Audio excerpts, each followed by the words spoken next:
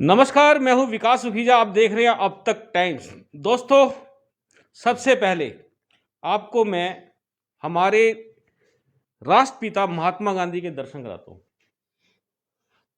देखिए, ये वो महान हस्ती है हमारे देश की जिन्होंने देश की एकता अखंडता के लिए अपना जीवन दे दिया, देश को आज़ाद कराने में अहम भूमिका निभाई।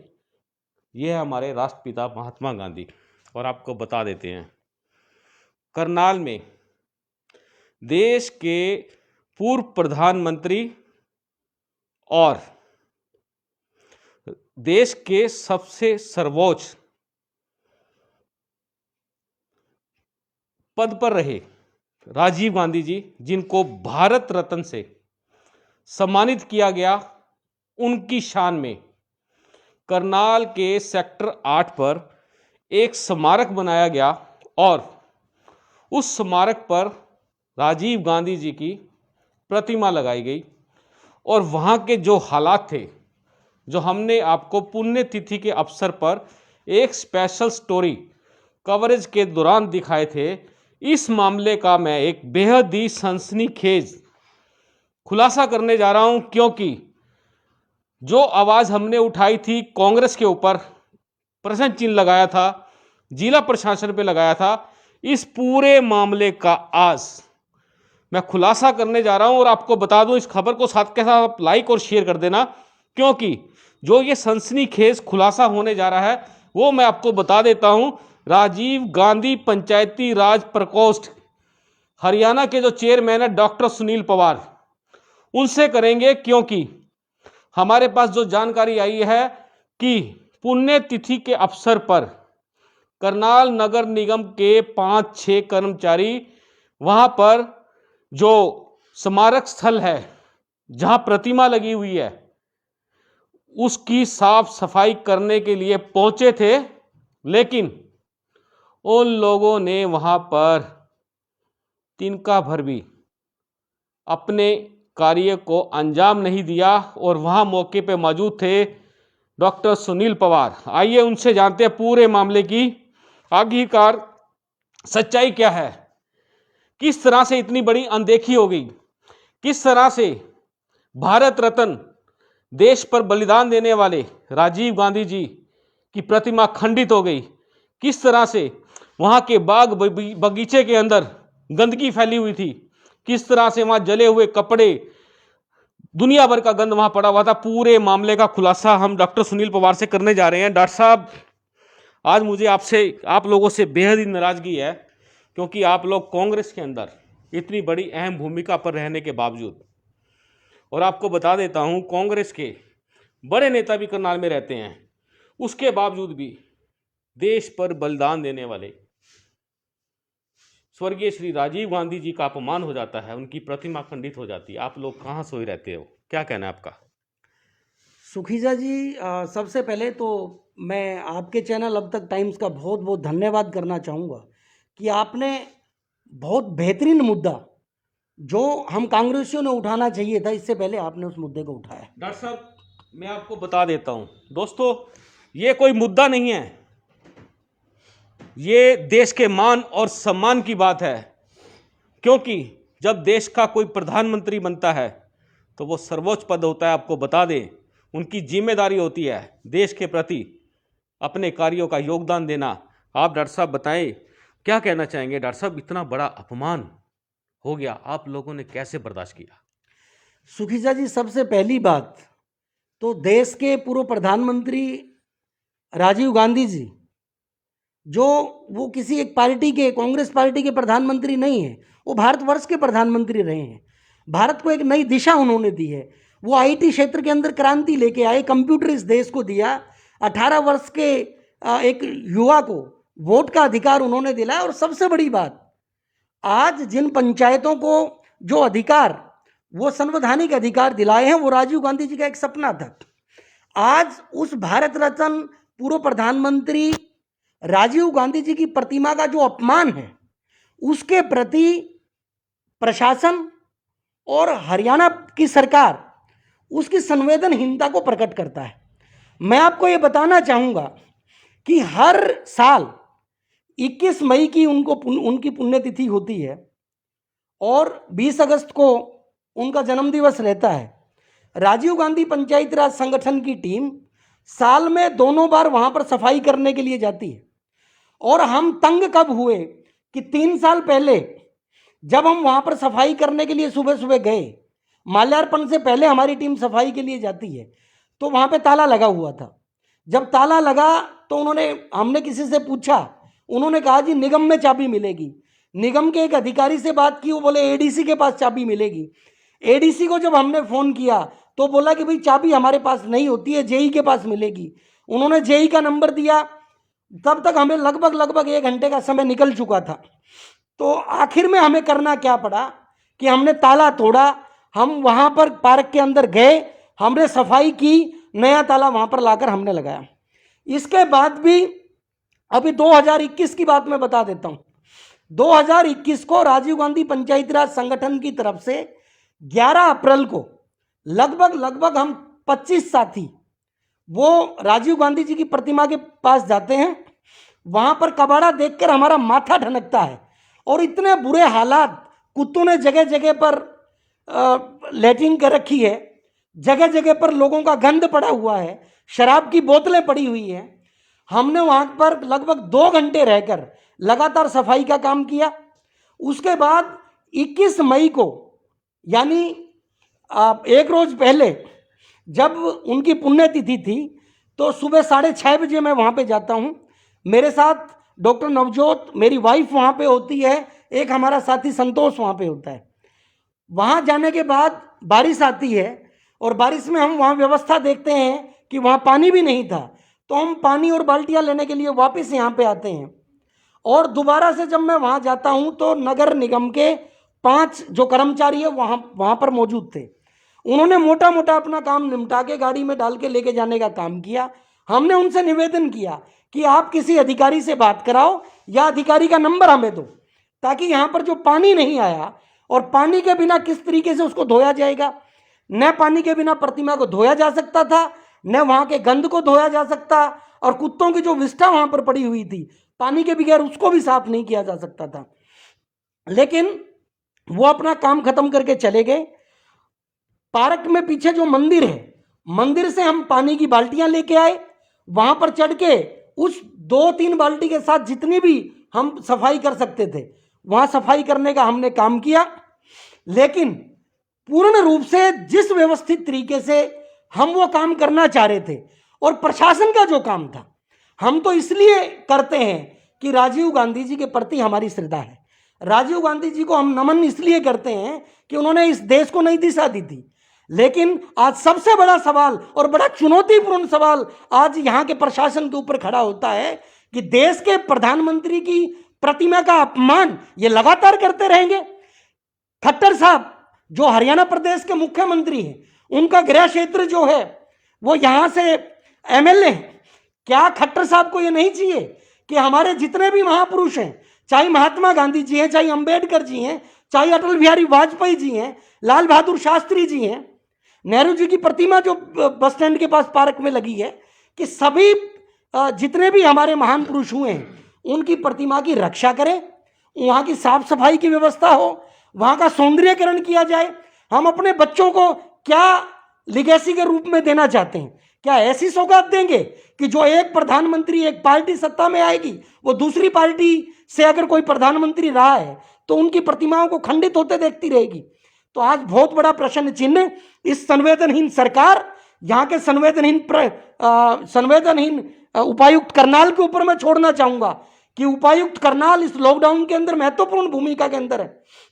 मोदी जी ने कहा था कि आज अगर किसी के निर्देश के से कोई काम होगा जिले में तो उपायुक्त के निर्देश में काम होगा, क्योंकि धारा 144 लगी है। तो आज करनाल जिले के डीसी को तुरंत प्रभाव से संज्ञान लेना चाहिए था, और आज अपनी जिम्मेदारी मानते हुए इस करनाल जिले के लोगों से माफी भी मांगनी चाहिए कि वो इन प्रतिमाओं की रक्षा करने के अंदर विफल रहे हैं, और इन्होंने इन प्रतिमाओं के साफ सफाई की जो व्यवस्था, सौंदर्यीकरण की जो व्यवस्था थी, उससे मुंह फेर लिया। तो आज मैं करनाल की जनता की तरफ से, तमाम मेरे कांग्रेस पार्टी के साथियों की तरफ से मैं उपायुक्त करनाल से ये प्रश्न करूंगा कि अगर आज आपके हाथ के अंदर ताकत है तो क्यों आप इन महापुरुषों का अपमान होते देखना चाहते हैं। मैं आज खट्टर साहब से ये प्रश्न करना चाहूंगा आपके चैनल के मार्फत कि खट्टर साहब, आपके गृह जिले के अंदर ये हाल है, और यही नहीं, मैं आपको बता देता हूं कि 3 मूर्ति चौक यमुनानगर, वहां पर इंदिरा गांधी जी, पंडित जवाहरलाल नेहरू जी और राजीव गांधी जी की प्रतिमा है। इन्होंने उसको फुटबॉल चौक के रूप में कन्वर्ट करने के लिए एक वहां के निगम के अंदर एक प्रस्ताव ये लेके आए। मैं कहता हूं कि आपने वहां पे कुछ नहीं किया तो वहां पर भी राजीव गांधी पंचायती राज संगठन की टीम ने सफाई करने का काम किया, और अप्रैल के महीने में ही हमने भिवानी के पास लोहारू के अंदर जो रेलवे स्टेशन के सामने महात्मा गांधी जी की प्रतिमा है, उसके हाल बुरे थे, हमने सर्वधर्म प्रार्थना सभा वहां करी और वहां की सफाई करी। तो ये जो सरकार है, इस सरकार के जो प्रशासनिक अमला तमला है, वो सब कहीं ना कहीं संवेदनहीन नजर आते हैं। दोस्तों, आपको बता देते हैं संवेदनहीन कौन है। ऑपोजिशन ने अपना काम कर दिया, प्रशासन संवेदनहीन, सरकार संवेदनहीन, प्रदेश के मुख्य संवेदनहीन, और मैं जो कहने जा रहा हूं वो सुन लेना, कांग्रेस भी संवेदनहीन निकली दोस्तों।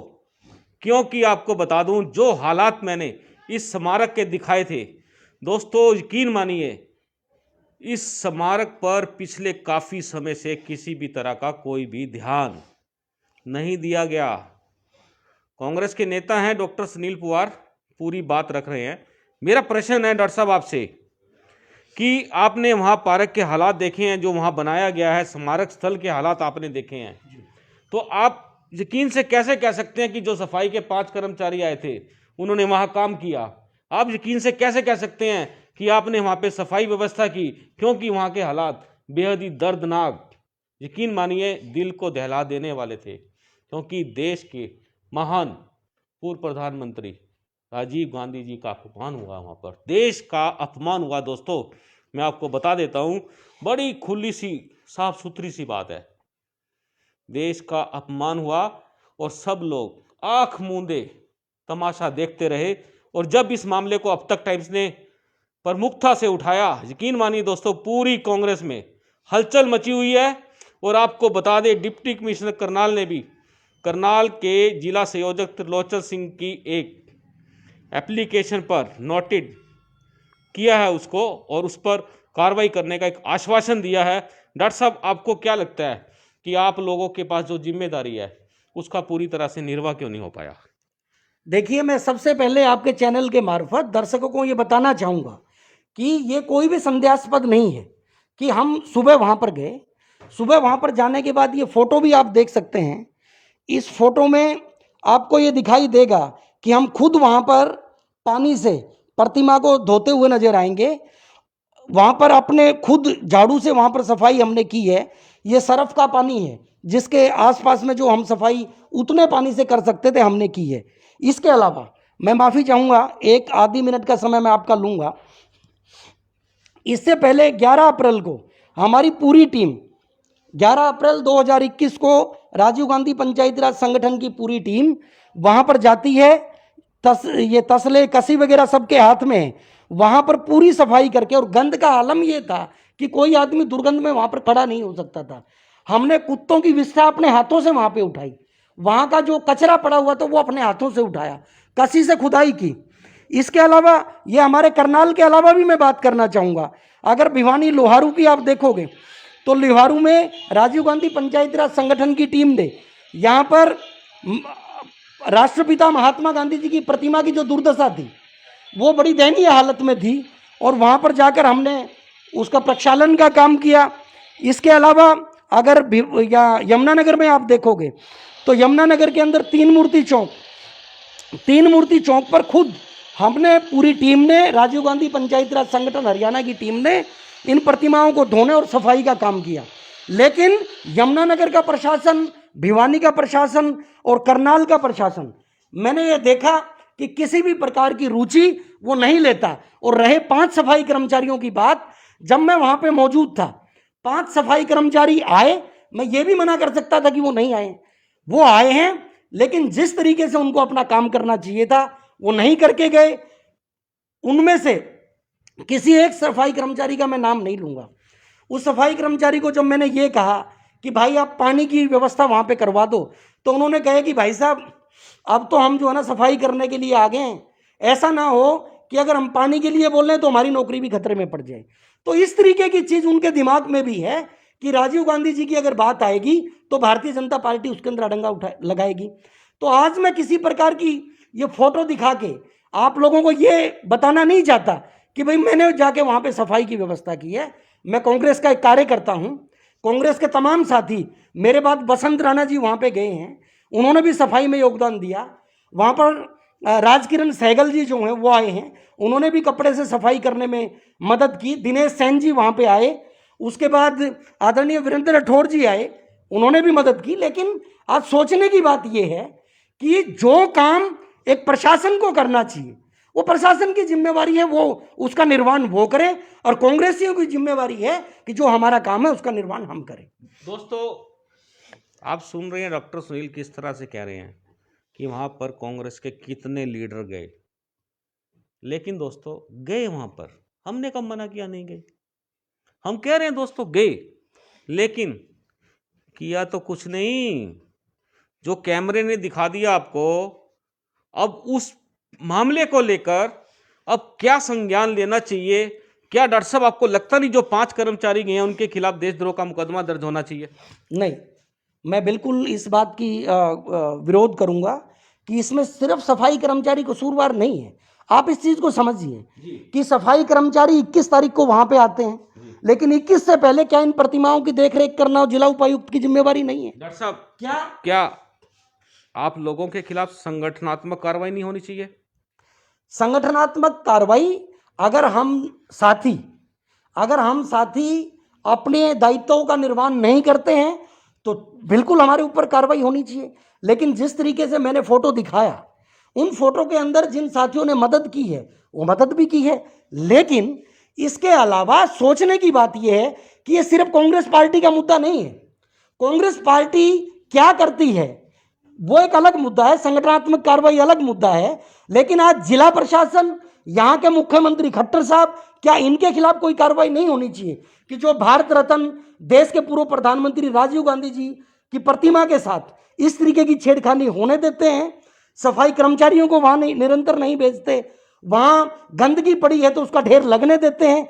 अरे जब ये सफाई की बात मोदी जी करते हैं, स्वच्छता अभियान जब इस देश के अंदर चलाया जाता है, तो क्या उस स्वच्छता अभियान के अंदर देश के पूर्व प्रधानमंत्रियों की प्रतिमा नहीं आती है? डॉक्टर साहब मैं आपको दोस्तों आपको सबसे पहले आपको मैं दिखाता हूं स्वच्छता के जननायक, जनप्रिय, स्वच्छता के सबसे बड़े सपोर्टर कह सकते हैं देश के राष्ट्रपिता महात्मा गांधी, जिन्होंने स्वच्छता के लिए अपना जीवन तक लगा दिया।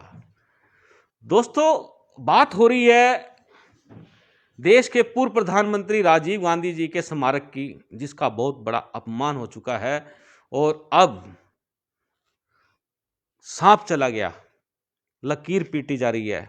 तो डॉक्टर साहब आपको क्या लगता है अब होना क्या चाहिए? देखिए, ये मुद्दा सिर्फ राजनीति का मुद्दा नहीं है, ये देश का मुद्दा है, हमारे महापुरुषों का मुद्दा है।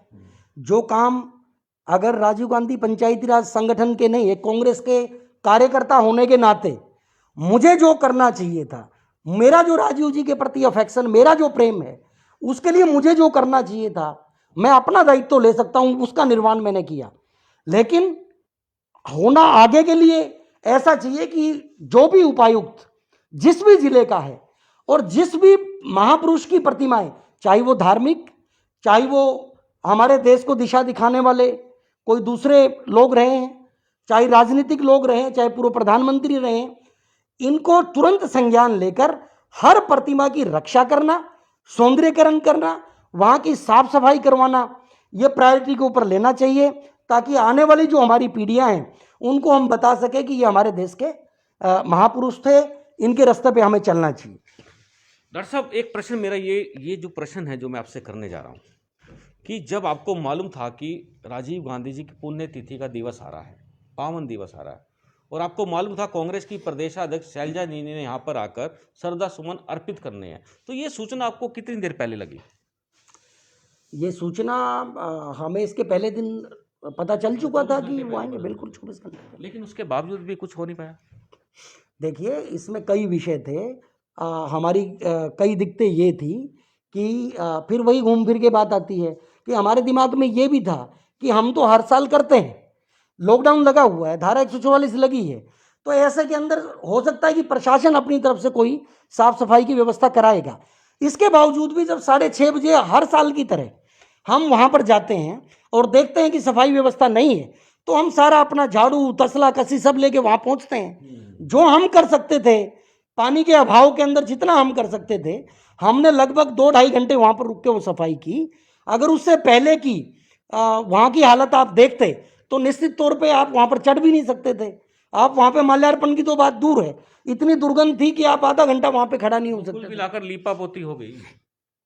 देखो, उन हालात के अंदर जो हम कर सकते थे हमने दिल से किया, इसमें कोई दिखावे की बात नहीं है, चलिए वो हमारा लगाव था। डॉक्टर साहब, मैं आपको बताता हूं कि वहां पर होना क्या चाहिए था। दोस्तों, ध्यान से मेरी बात को सुनना। विषय केवल मात्र किसी पार्टी का, राजनीति का नहीं है। बात है एक देश के स्वाभिमान की, भारत रत्न की।